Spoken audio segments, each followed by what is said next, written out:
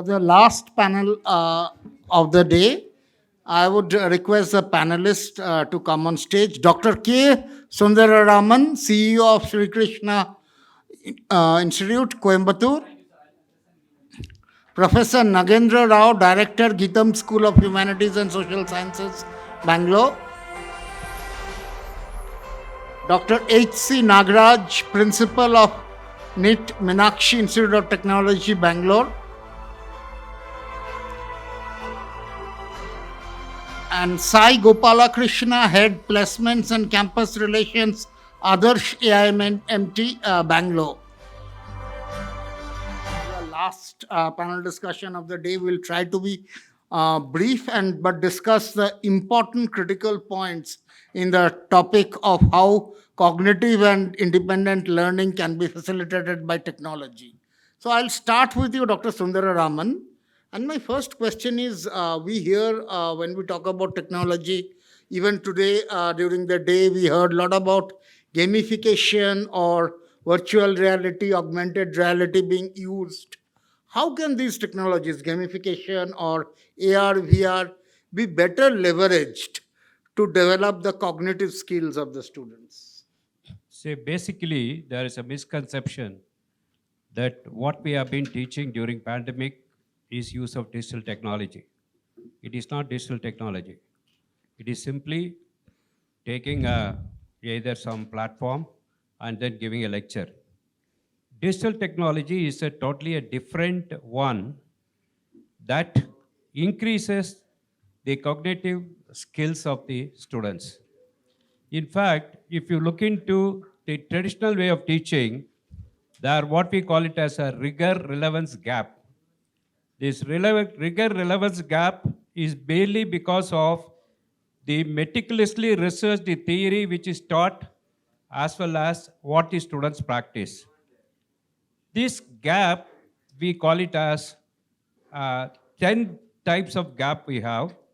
One is analytical thinking, synthetic thinking, convergent thinking, divergent thinking, constructive thinking, deconstructive thinking, inductive thinking, deductive thinking, abductive thinking, and representation thinking. Now, all this where we have a gap because of physical teaching. Now, this gap can be filled up because of the use of digital technology by using what we call it as the VR and AR. VR is nothing but virtual reality, AR is augmented reality. What is the advantage of the virtual reality and augmented reality? One small example which I can tell you, instead of seeing a student in a sky, we can take a student inside a sky so that you will have a real experience with that. Exactly. The second thing is that he will not be distracted in a digital technology by surroundings. But in an ordinary technology, whatever may be the usage, best teacher we have, but still he get distracted because he looks into all the four sides of the room. But here, he only looks inside the screen. But the problem is that, is it replacing the existing technology of teaching and learning? Definitely not. It is not replacing. In fact, if you look into the disruptors, the first disruptor is Coursera, is the first digital disruptor. They are the people who introduced the online education. Now the same way we have a lot of MOOC courses are available. Now these are all the disruptors what we have. And these disruptors are supportive to the learning methodology here. So what we have to do basically is that while designing a curriculum, there should be scope for introducing the disruptors inside the curriculum. One small example I can tell you is that, suppose if I am a teacher of accounting, if I am teaching accountancy, there is a new chapter called blockchain in accounting. This is a new concept which has come 5 years back. The blockchain in accounting, there is no subject taught in colleges now. But Coursera has got a course called blockchain in accounting. Why can't I introduce that in the curriculum? That the students have to complete that particular course of Coursera along with accounting syllabus. Likewise, we should be able to introduce many of the disruptors inside the curriculum where the students will be able to learn along with the courses which we teach in the classroom, which will help them to acquire the latest technology. At the same time, they will have the experience of physical learning also. So we should have a roadmap. The roadmap is for 5 years. Within 5 years, all colleges should redesign the curriculum, rethink.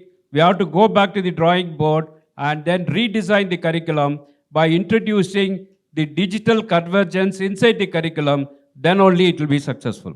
Great. So to sum it up, without taking any names of specific vendors, it's a neutral platform. What you are emphasizing is changes in the curriculum to inculcate the digital convergence part. Okay. Professor Rao, I'll come to you next. And you heard what Dr. Sundararaman also said. I will talk about a little bit more. He mentioned about what these cognitive tools, what we may call as positive cognitive tools. But not all these tools or technologies are positive, not so positive. So, how do you differentiate as academicians between what are the positive tools that can help in cognitive learning vis-a-vis the not so positive ones? Is it working? One thing we generally educationists are fallen for is equalizing everything into a single stream of the things. I think there are three components which we have to understand in this title, what the title is indicating. There is an individual, and there is a independent thinking, and there is a technology which is coming in between, and how the entire cognition process is happening. So when we are doing this thing, the mistake which we commit is we equalize entire learning into one generalized terms and now try to apply in a grand principle instead of understanding each individual is different and each individual has a different kind of cognitive processes. Until unless the great one of the studies which Whitken is pointed out is there is a environmental minded human beings and a free human being. One is bound by the social environment, other one is bound by the independent thinking. So when multiple environments and multiple individuals and multiple requirements are there, then we need to cater to that individual rather than to the one grand kind of narrative to everyone and applying one technology universally for every human being. That's one single mistake I think which we should not commit. The second thing is the journey of the student, not only the learning process, which is different from the one cognitive process to other one, the journey of the human being also, where he wants to land, that is also we need to factor. Sometimes, over hands-on experience and over usage of the technology might lead to a lower end of the jobs, whereas in a critical and intellectual, creative mind might look for a higher end of the things. Sometimes this forced us to undermine the technology and over emphasizing technology in other dimensions. As and when technology infuses into our human life, something substantially changed, not only the way we understand the technology, but the way we think about it also. The entire invention of the clock has re-altered our entire thinking process and the process, how the brain operates also to the clock. Similarly, when computer comes, we started applying human computer mind to the human mind and started thinking human mind also equalizing to the computer. So this is the way our thinking, when thinking is changing completely, so the how what the students are reading also changing drastically. So sometimes I as a teacher, when I'm intervening, how to undermine sometimes technology also enables a production of the long-term technology. Because now if you see the student, how many of them can actually read a long novel like Anna Karenina, which is a 900 pages novel, which is highly impossible. Secondly, what they are doing is they stop doing things vertically, they started doing horizontally. Open one tab after another tab after another tab, another tab, and 2 pages and skimming into another. The skimming is actually not enabling them to understand or the deep learning is completely missing in the in the given context. Due to the reasons, sometimes where the technology is useful and where technology should be undermined, that balance is requires when we are approaching the cognitive. Okay, so balance between using technology to the full extent and undermining the usage so that the attention span doesn't get reduced from the student's perspective. Dr. Nagaraj, my question to you is, you heard about the different cognitive techniques and tools that are being used. Coming from an institute of technology where hands-on practical learning or experiential learning is very important. So how can cognitive tools sort of help improve the experiential learning of the students? Good evening.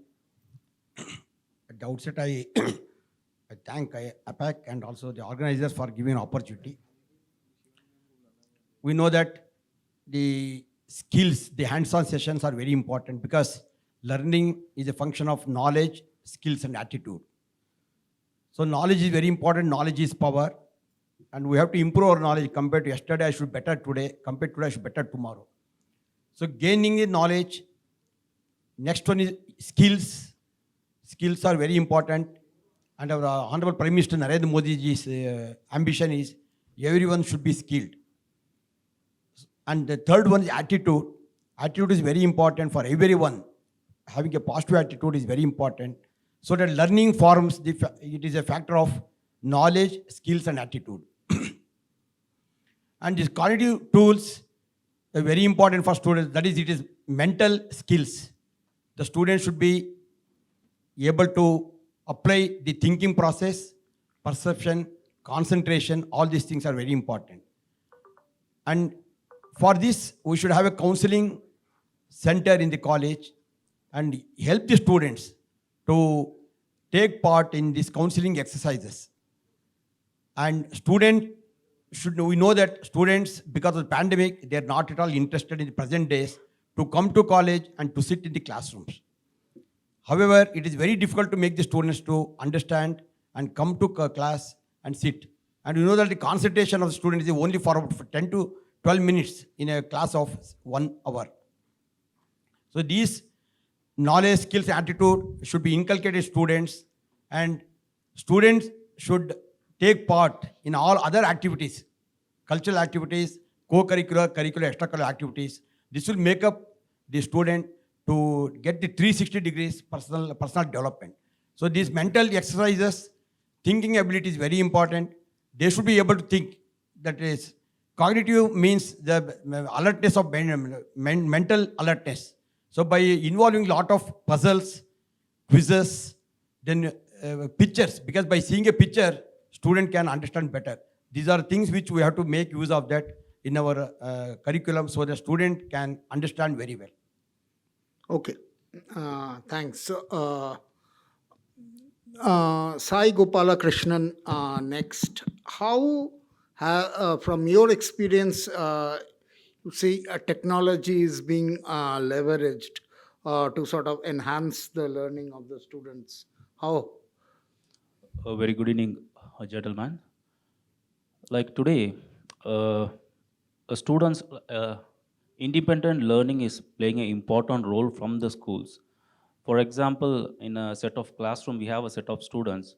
Each and every students are being trying to learn independently with a different kind of platform. For example, a few students may be comfortable in learning through videos. A few students may be interested to learning through audio, listening to the audio. Some of the students through theoretical part or practically. So each and every students have a different kind of platform using the technology. So they started to study independently. The most important thing is the faculty has to take the technology, convert the technology into knowledge, and knowledge should be converted into a wisdom. I think that is the most important thing. And the students nowadays, they are using most of the technology, but the most important thing is faculties have to monitor what kind of technologies they are using, because nowadays students can easily expose to the negative part and taking technology in a wrong way.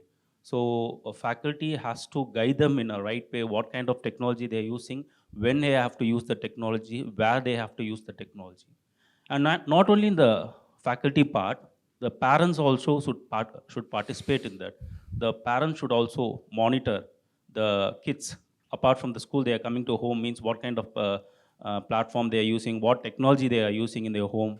Because the kids consciously, they will be like, okay, somebody is monitoring us, parents or the faculties or mentors or somebody is monitoring us. So consciously, they will be not going into technology, they are not using in a wrong way. So that is the most important thing.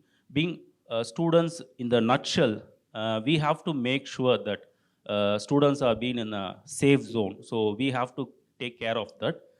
And as a placement officer, I can using this technology, I can easily evaluate the students, because those days it's very difficult to get the feedback about the students. To evaluate the students was very difficult. Like we have to give a lot of assessments, and then according to the assessments we have to do the corrections, and then we have to get the results. After getting the results, we have to segregate the students, and then we have to start up the training for the students according to the results. But nowadays it's become very easy. After getting the assessments, immediately we are getting the results.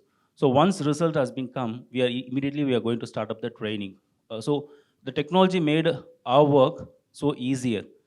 And multitasking also is become so easy because of the technology. Because those days, faculty used to take a topic, he used to stick with the topic. After, unless another he complete the topic, he will just move on to the next topic. But nowadays, he can take multiple of topics in a same time. So technology has been made more easier for the people for doing the multitasking. Okay, thanks. Before we conclude, I'll ask each panelist, but precisely 1 minute to each of you. Talk about what is the technology roadmap that your institution will take in the next 12 to 18 months to enhance the learning. Specifically, I'll start with you, Dr. Sundararaman.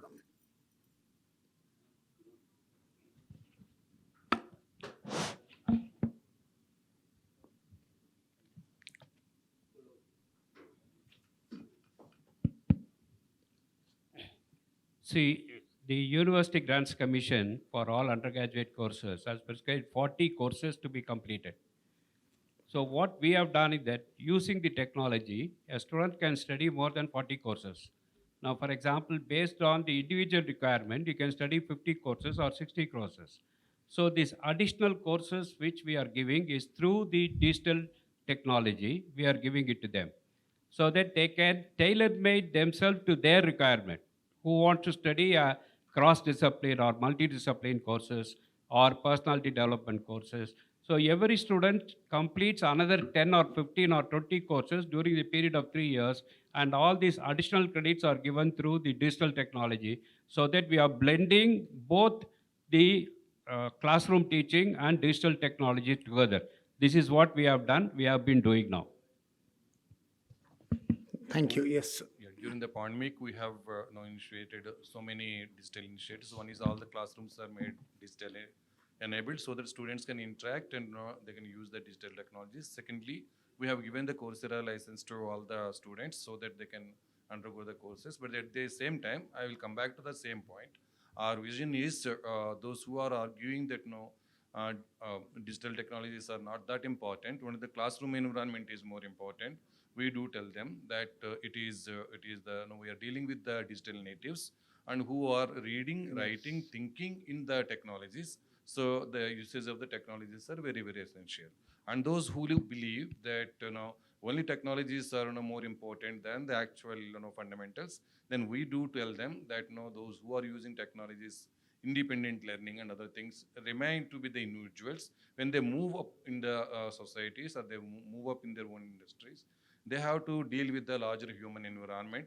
where their success will not be guaranteed because they are deeply individual, not understanding in a True. conglomerate work shape. So a balance is very essential. Perfect. That's a very critical point. Yes, sir. Now, science and technology very important, but the usage of science and technology is more important than the technology itself. Because we have seen by using internet, by using cell phone, students, it is a double-edged sword. Students can use it better or it can also ruin their career. So in our Nitte Meenakshi Institute of Technology, we have established some centers beyond the working hours to enhance the skills for students. These centers will open 24/7. Students can go there. For example, one is satellite center we have established, and our college is first institution in the country to launch a PICO satellite on 12th July 2010. With the help of ISRO from Sriharikota, we launched the satellite.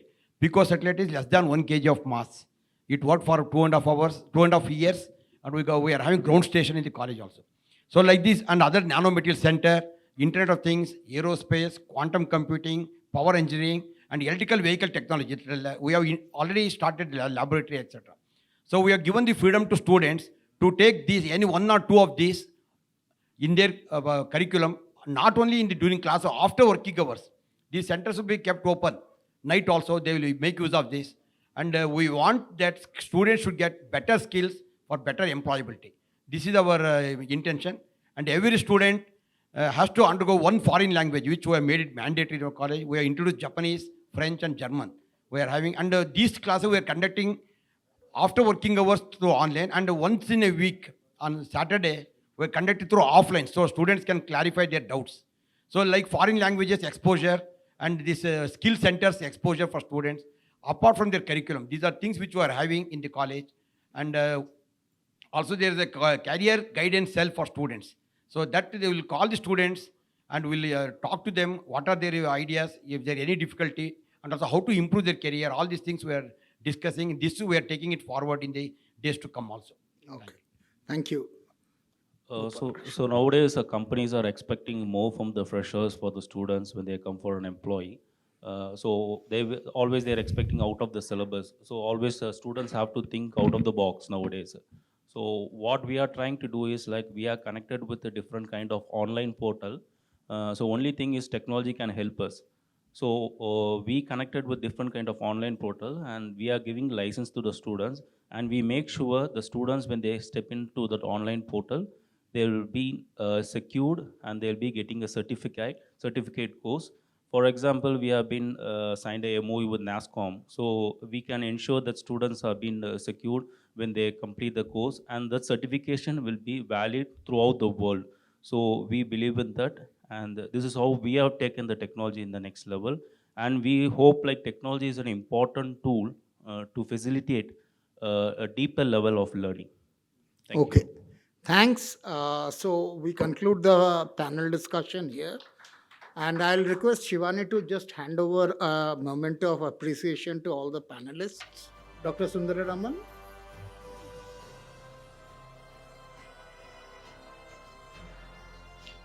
Professor Nagendra Rao. Dr. H.C. Nagaraj.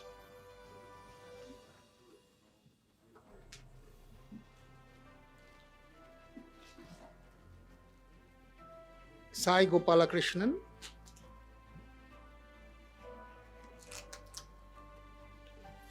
So just one second.